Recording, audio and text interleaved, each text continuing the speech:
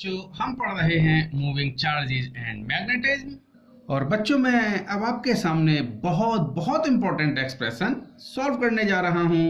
So this is the expression for magnetic field intensity at N axial point of a thin current carrying circular loop. यानी बच्चों ये कोई current carrying circular loop है जिसकी की radius r है और इस लूप में I करंट फ्लो हो रही है। तो बच्चों इस करंट कैरिंग लूप के एक्सिस पर यानी इसके सेंटर से a डिस्टेंस पर हमें इस पॉइंट पर मैग्नेटिक फील्ड की वैल्यू फाइंड आउट करनी है।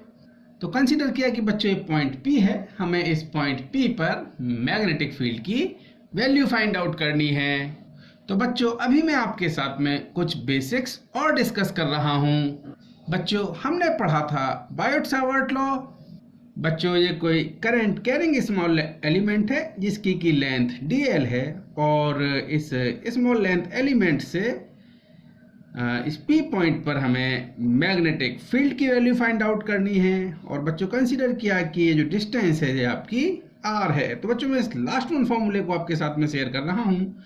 सो the magnetic field at due to this small length element at point P that equal to mu naught upon 4 pi dl sin theta upon r square। और बच्चों जो angle theta था this is the angle between the r vector and dl vector. और बच्चों dl की direction मैंने बताई थी आपको करंट की डायरेक्शन, यानी बच्चों इस dl वेक्टर की डायरेक्शन मैंने करंट की डायरेक्शन में कंसीडर की थी। तो बच्चों ध्यान रखना है this angle theta is the angle between this r and dl। अब बच्चों हम थोड़ा आगे बढ़ते हैं। बच्चों एक छोटा सा कॉन्सेप्ट और बच्चों मैं कंसीडर करता हूं कि ये एक सर्कुलर रिंग है जो कि xy प्लेन में रखी हुई है। और बच्चों this is the circumference of this circular ring. बच्चों इस सर्कुलर रिंग के परपेंडिकुलर बच्चों आपका z एक्सिस होगा।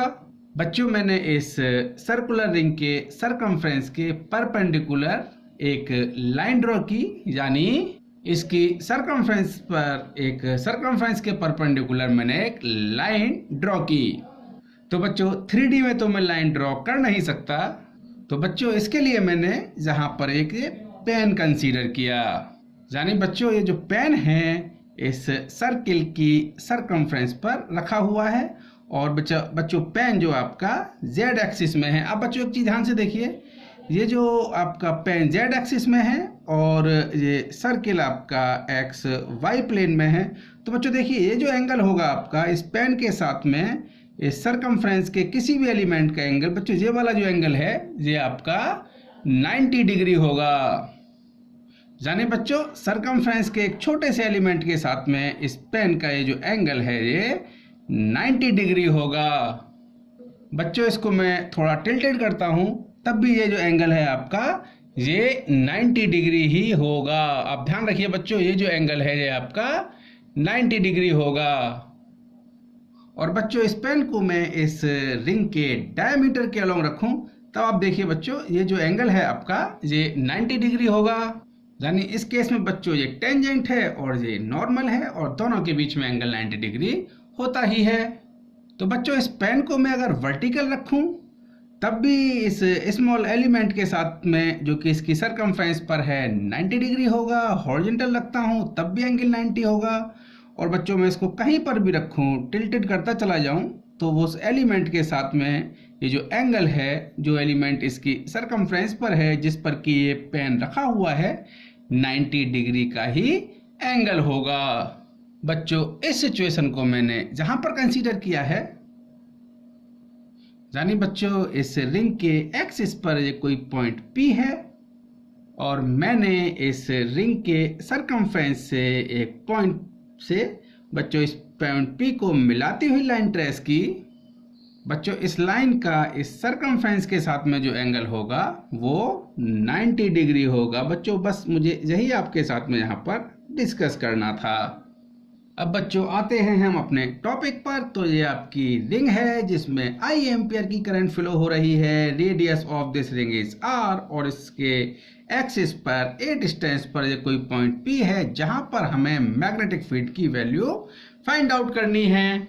बच्चों इस रिंग की सर्कमफ्रेंस पर मैंने एक बहुत छोटा सा एलिमेंट कंसीडर किया जिसकी की लेंथ dl है और इस स्मॉल लेंथ dl के एलिमेंट के जस्ट अपोजिट साइड हमने एक एलिमेंट और कंसीडर किया जिसकी की लेंथ dl है।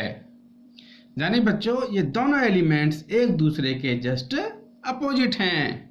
तो बच्चों मैं पहले इस स्मॉल लेंथ एलिमेंट dl की वजह से इस P पॉइंट पर मैग्नेटिक फील्ड की वैल्यू फाइंड आउट करता हूं। बच्चों मैंने कंसीडर किया कि इस छोटे से एलिमेंट जिसकी की लेंथ dl है की वजह से इस P पॉइंट पर मैग्नेटिक फील्ड की वैल्यू dB है। तो बच्चों मैंने कंसीडर किया है कि करंट आपकी कुछ इस तरह से फ्लो हो रही है। तो बच्चों ये जो है आपका मैंने हैवी पार्ट दिखाया है ये आपका फ्रंट वाला पार्ट है। यानी बच्चों करंट यहाँ से आ रही होगी और रोटेट करके यानी घूम के करंट बैक साइड में जा रही होगी। अब बच्चों मुझे इस पॉइंट P पर इस एलिमेंट की वजह से जिसमें कि I करंट फ्लो हो रही है मैग्नेटिक फील्ड की डायरेक्शन फाइंड आउट करनी है। यानी बच्चों आप राइट हैंड थंब रूल से देखिए जो करंट यहाँ से आपका निकलती हुई नजर आ रही है इसकी डायरेक्शन में बच्चों मैंने अगर थंब रखा और अपनी पाम को बच्चों मैंने इस लाइन के अलोंग रखा तो जो फिंगर है मेरी बच्चों मुझे मैग्नेटिक फील्ड की डायरेक्शन बताएंगी। यानी बच्चों मैग्नेटिक फील्ड की डायरेक्शन ये जो मेरी कर्ली जो फिंगर है उसकी डायरेक्शन में होगी। यानी बच्चों मैग्नेटिक फील्ड इस लाइन से परपेंडिकुलर होगा। यानी बच्चों ये जो एंगल है वो 90 डिग्री होगा। यानी बच्चों अब हम इस एलिमेंट के जस्ट अपोजिट एलिमेंट देखते हैं जिसमें कि करंट डाउनवर्ड डायरेक्शन में जा रही है की वजह से भी मैग्नेटिक फील्ड की वैल्यू dB होगी। और बच्चों राइट हैंड थंब रूल से अगर मैं डायरेक्शन की बात करूं तो बच्चों मैंने अपने थंब को इस डाउनवर्ड डायरेक्शन में रखा और फिंगर्स को कर्ल किया। तो बच्चों मेरी फिंगर्स जिस डायरेक्शन में कर्ल हो रही हैं वही डायरेक्शन इस स्मॉल लेंथ एलिमेंट की वजह से मैग्नेटिक फील्ड की होगी। यानी बच्चों इस एलिमेंट की वजह से मैग्नेटिक फील्ड की डायरेक्शन ये है और जो इसके अपोजिट एलिमेंट है उसकी वजह से मैग्नेटिक फील्ड की डायरेक्शन ये है। और बच्चों इस लाइन के साथ में मैग्नेटिक फील्ड की डायरेक्शन 90 डिग्री एंगल बनाती है।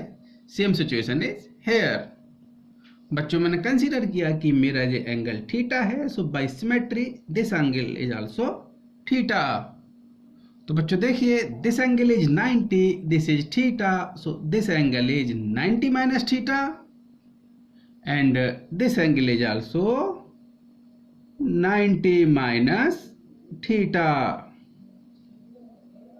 बच्चों मैंने एक लाइन इस रिंग के एक्सिस के परपेंडिकुलर ट्रेस की। तो बच्चों अगर ये एंगल 90 माइनस थीटा है तो बच्चों ये एंगल आपका थीटा होगा। Similarly this angle is theta. और बच्चों दिस dB का कंपोनेंट यानी मैग्नेटिक फील्ड dB का कंपोनेंट इस लाइन के along that is the dB cos theta. Similarly, the component of this dB along this line that is also dB cos theta.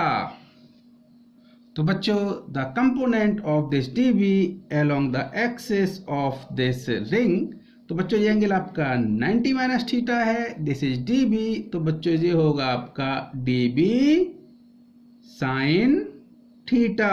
और बच्चों इस dB की वजह से भी इधर जो कंपोनेंट होगा that is also dB sin theta. तो बच्चों देखिए ये dB cos theta and dB cos theta magnitude में इक्वल हैं और एक दूसरे से जस्ट अपोजिट हैं। तो बच्चों इसको हम कैंसिल आउट कर सकते हैं। So these two components are cancel out. तो बच्चों एक फैक्ट हमें पता चला कि इस रिंग की वजह से जो मैग्नेटिक फील्ड है वो इस रिंग के एक्सिस की डायरेक्शन में होगा, जबकि इस रिंग में I करंट फ्लो हो रही है। तो बच्चों, magnetic field at point P due to small length element dl at point P that is the dB sin theta. बच्चों, मैं केवल एक सिंगल एलिमेंट की वजह से मैग्नेटिक फील्ड की बात कर रहा हूं इस पॉइंट P पर, so that is the dB sin theta.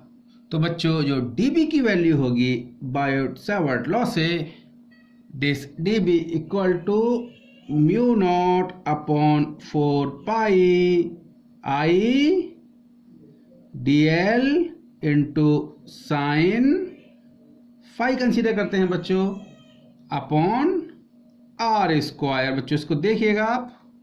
जाने बच्चों, ये कोई करंट कैरिंग एलिमेंट है जिसकी लेंथ dl है और इससे r डिस्टेंस पर कोई पॉइंट P है, और बच्चों ये जो एंगल है दिस इज द फाई। तो ये एक्सप्रेशन हमने बायोट-सावर्ट लॉ से फाइंड किया था और मैंने जस्ट अभी आपको रिवाइज भी कराया है। बच्चों, रिंग के केस में ये जो एंगल फाई होगा दैट इज द 90 डिग्री। ये डिस्कशन मैंने अभी आपके साथ में किया है। सो बच्चों, phi is 90 degree, so this dB equal to mu not upon 4 pi I dl sine 90 upon R square.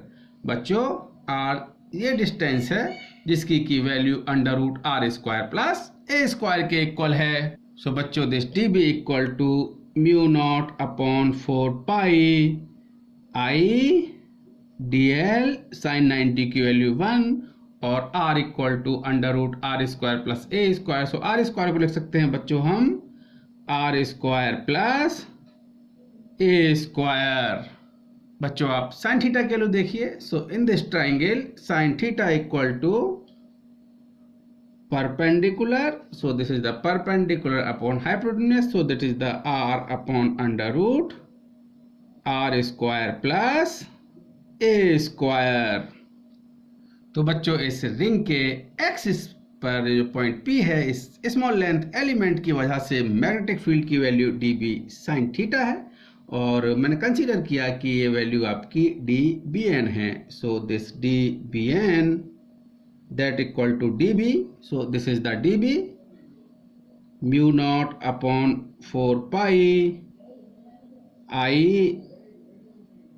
dl upon R square plus A square and sine theta equal to R upon under root R square plus A square. तो बच्चों, this dBn that equal to mu not upon 4 pi I R dl upon R square plus A square की power 3 upon 2, where R is the radius of this ring and A is the distance of point P from the center of this ring। बच्चों, further calculations के लिए मैं अब next sheet पर चलता हूं। तो बच्चों, लास्ट शीट से हमने पढ़ा कि इस छोटे से एलिमेंट जिसकी की लेंथ dl है की वजह से इस P पॉइंट पर मैग्नेटिक फील्ड की value that is the dBn that equal to mu not upon 4 pi I R dl upon R square plus A square की पावर 3 अपॉन 2। तो बच्चों, net magnetic field at point P due to this whole ring और due to this coil consider किया कि बच्चों ये आपका Bn है और बच्चों इसको हमें इंटीग्रेट करना होगा।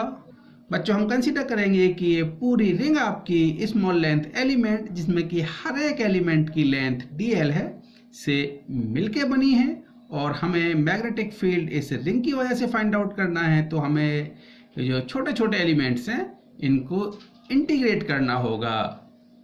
So magnetic field due to this whole ring, so that is the integration of dBn।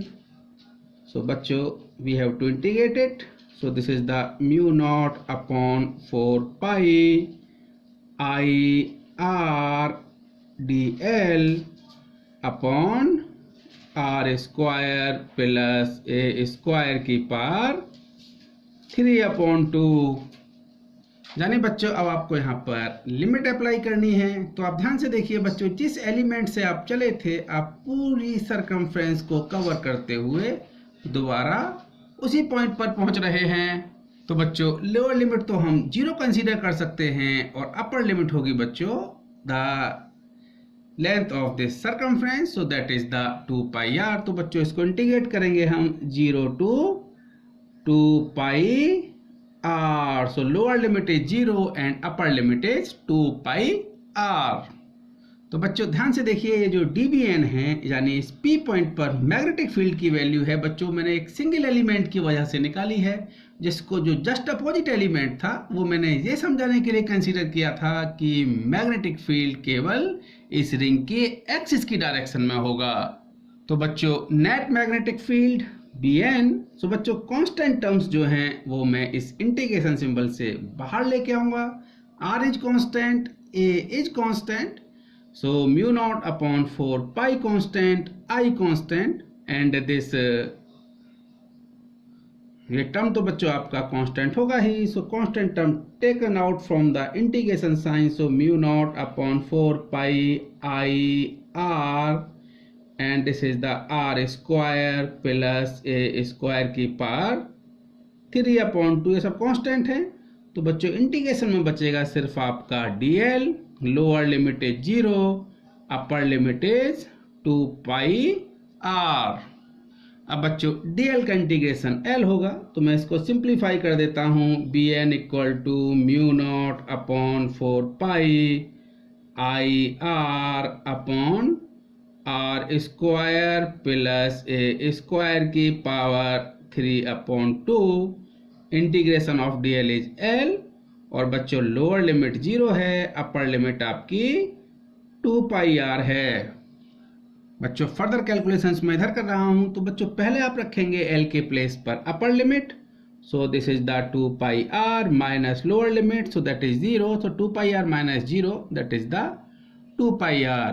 So बच्चों net magnetic field at this point P, तो बच्चों जो आपके टर्म्स कैंसिल आउट हो रहे हैं, तो यहाँ से आपका 4 पाई 2 पाई से 2 टाइम कैंसिल आउट होगा, तो लिख सकते हैं mu not upon 2, this is the I बच्चों r into R, that is the R square, I upon are square plus A square की पावर 3 अपॉन 2। बच्चों ये बहुत इंपॉर्टेंट एक्सप्रेशन है आपके examination of point of view से, तो बच्चों इसको आप बहुत ध्यान रखेंगे।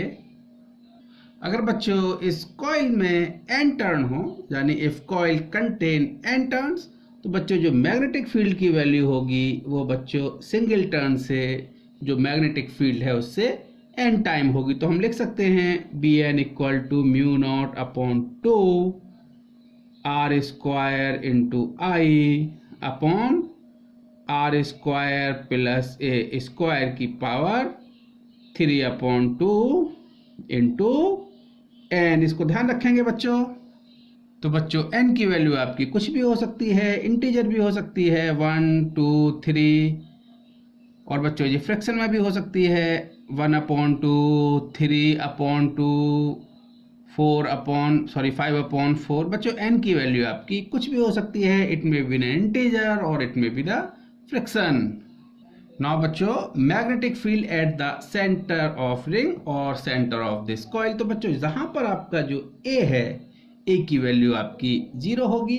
सो इन दिस एक्सप्रेशन Bn, बच्चों a को आप यहां पर 0 रखेंगे, so this Bn equal to mu not upon 2, this is the I and this is the R square, और बच्चों जो नीचे टर्म होगा आपका आर स्क्वायर की power 3 upon 2, so this is the R cube. तो हम लिख सकते हैं बच्चों Bn equal to mu not upon 2 I upon R. यानी बच्चों रिंग के सेंटर पर Bn की वैल्यू यानी मैग्नेटिक फील्ड की value mu not upon 2 I upon R होगी। बच्चों ये बहुत इंपॉर्टेंट एक्सप्रेशन है, इनको आपको ध्यान रखना है। And magnetic field at the centre of ring when ring contains n turn, so बच्चों so if ring contain n turns, तो Bn equal to n time of mu not upon 2 I upon r into n बच्चों, ये आपका एक expression हो गया जहां पर n की वैल्यू आपकी कुछ भी हो सकती है। n आपका बच्चों इंटीजर में भी हो सकता है, n आपका फ्रैक्शन में भी हो सकता है। सो n में भी इंटीजर 1 2 3 और n में भी 3/2 1/2 एनी फ्रैक्शन पार्ट। ओके बच्चों इन दोनों एक्सप्रेशंस को तो आप बहुत ध्यान रखेंगे, जिनको कि मैं अब फ्रीक्वेंटली यूज करूंगा। ओके बच्चों।